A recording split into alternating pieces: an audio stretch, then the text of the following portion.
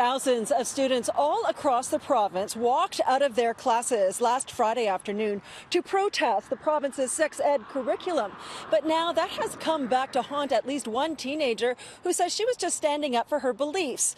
Christina Barriere goes to this Mississauga French school called École Secondaire Sainte-Famille. She says she and a few classmates took part in the protest, but now she's been told she's facing a detention and possibly even suspension from school. I've never been suspended, and it's just a whole new thing to me. Like, I'm scared of going to school, and I've just been super stressed because I didn't really want this to be a big deal. Like, there was just a bunch of schools doing it, so I thought, well, there can't be anything wrong with it because there's so many other schools doing it. 16-year-old Christina and her fellow students had planned a quiet, peaceful protest. When it started, the vice principal came out and told them they had 5 minutes to get back to class and that they wouldn't suffer any consequences. Some students were influenced by that and went back in. Christina and 5 others stayed. She admitted that she missed a test, but knew she'd be able to write it at another time. We're standing up for what we believe in, so why should we be punished for it? Christina says she's been having nightmares since this happened and has missed 2 days of school because of stomach pains since her mother received this email from the vice principal. It read in part, "I understand that your daughter has the right to protest, but she also has the responsibility and the obligation to attend school. The definition of protest is a statement or action expressing disapproval of or objection to something. What students did last Friday was not a recognized protest."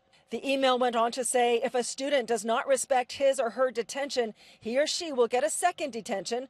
If the student continues to avoid detention, he or she will be suspended for insubordination.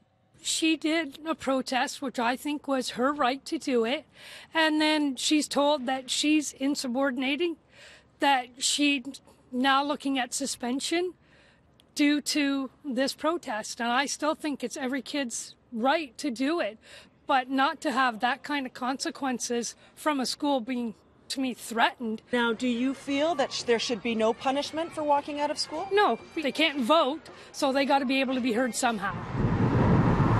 École Sainte-Famille is part of the Catholic French School Board, which is comprised of 59 schools over a large part of Ontario. It's not clear if the punishment was a unilateral move by the school or a board directive. Christina says she realizes that if she serves her detention, the incident would be behind her. But as a continued form of protest, she says she might not go.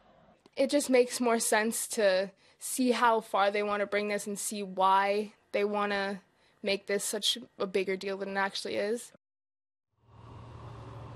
Now, I did hear back from a spokesperson from the French Catholic Board late this afternoon who told me that because the group did nothing in the way of a demonstration, that school officials felt that this wasn't actually a protest and that, in fact, the kids were just skipping class, and that's why they got the detention.